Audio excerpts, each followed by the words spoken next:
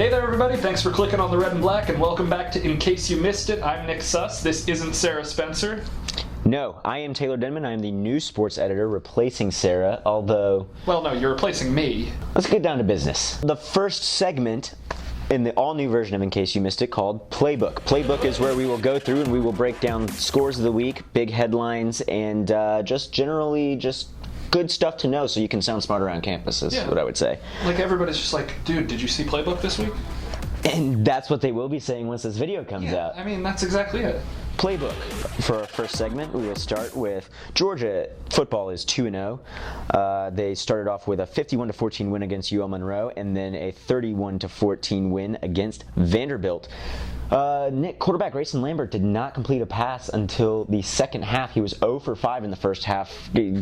Is Georgia going to throw the ball this week? I think Georgia's going to throw the ball. I don't know if they'll throw it well. You don't know which Grayson Lambert's going to come out. If I were to bet, I think he's going to be more efficient. I think it was a dropped pass on that first attempt to Chubb. We'd be saying, oh, he was 1 for 5 in the first half. 0 for 5, 1 for 5. What's the difference? I think it's more likely we'll see the regular Lambert than Bizarro Lambert this week. But moving on. Lambert would be a good Superman villain. Bizarro Lambert would be a great villain. Moving on, volleyball has lost 5 of its last 6 games. They are 4-5 on the season. They faced... Here's a nice tidbit. Lizzie Stemke, head coach, Lizzie Stemke's alma mater. They lost in straight sets, 25-11, 25-6, and 25-14. But Wisconsin ranked number 11. Losing that match brings new definition to Stemke giving it the old college try. True that. She's a bad joke. I'm going to put on the sunglasses to hide the shame. Sunglass time. Talk about shame. Soccer team is now 1-5-1, coming off a win over Samford. It was the soccer team's first win, thanks to a PK in the 14th minute from Hartley. That's her first goal of the season. But she is actually, with 1 goal, the second highest scorer for Georgia this season. The first highest scorer is Mariel Gutierrez with 2 goals. Hey, they're both defenders, Nick. Ouch. I mean, defense isn't offense. Here's segment number 2. That's right, Nick. We're breaking it up in segments this segment number go 2. around. Segment number 2, Players of the Week. We're going to go back and we're going to talk about the performances we liked. Then we're also going to give you players to watch for the week ahead, and we'll see how good we predicted in next week's episode. Based off of our last few weeks' predictions, I'm going to be a little better than you. We'll get to that in a second. Wayne Montgomery goes 5-0 at the Southern Intercollegiate. That is his second Southern Intercollegiate title. He won it last year as a freshman. Now as a sophomore, he won it again. That makes him 2 for 2.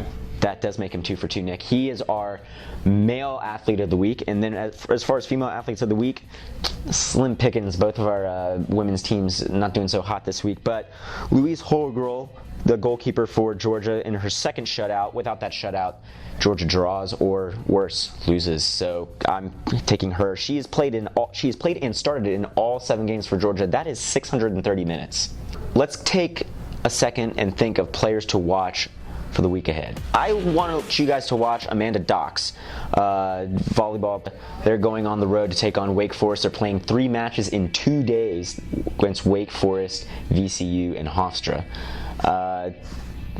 Hopefully things turn out better, but Doc's having a pretty good season this year. My male athlete to watch, I'm picking Isaiah McKenzie. He had a great week last week, and I think they're going to utilize him in the passing game this week. I think Isaiah McKenzie is a player that Georgia doesn't use often enough. I've joked many times in the past that I believe Isaiah McKenzie should be Georgia's starting quarterback. I don't want to go back on that. I think Isaiah McKenzie's a great pick. If I was picking a football player, Isaiah McKenzie would be up there. Jordan Jenkins and Leonard Floyd are easy picks, so I feel bad making. I was stepping back from the easy picks, Nick. They're easy picks. I was taking a step back. You went with the guy that had the punt return touchdown last week. Yeah, let's forget about that. Now to our third and final segment, and this is the segment where we like to get the audience involved. It's called "Tell Us Why We're Wrong." Tell me why I'm wrong. We're humans. We're not perfect.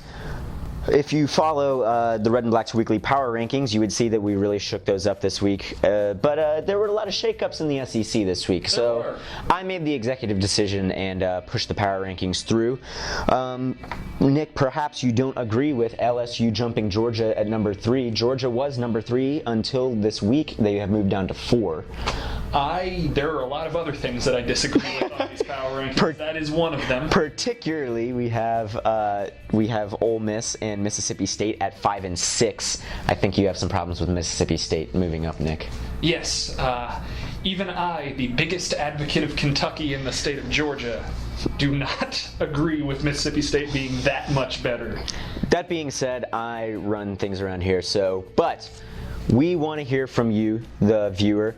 So please tweet at Red and Black, leave comments in the comment section below, and tell us why we're wrong. But be like a journalist and give us reasons why you're wrong. Just don't like we're wrong. Yeah, be just like a mean person and just tell us we're wrong for no reason. And yeah, try to play nice because Nick gets his feelings hurt really easily. Yes, and speaking of people with hurt feelings, Donald Trump, tell us what you want him saying. We've got sticky notes, and we're going to put them right there. What do you want Donald Trump to say next week? Let us know, and best answer will go up there. If you don't give a best answer, then, well... Then we'll come up with it, and it'll probably be kind of dirty, so and maybe... making fun of you for not giving us an answer. You specifically.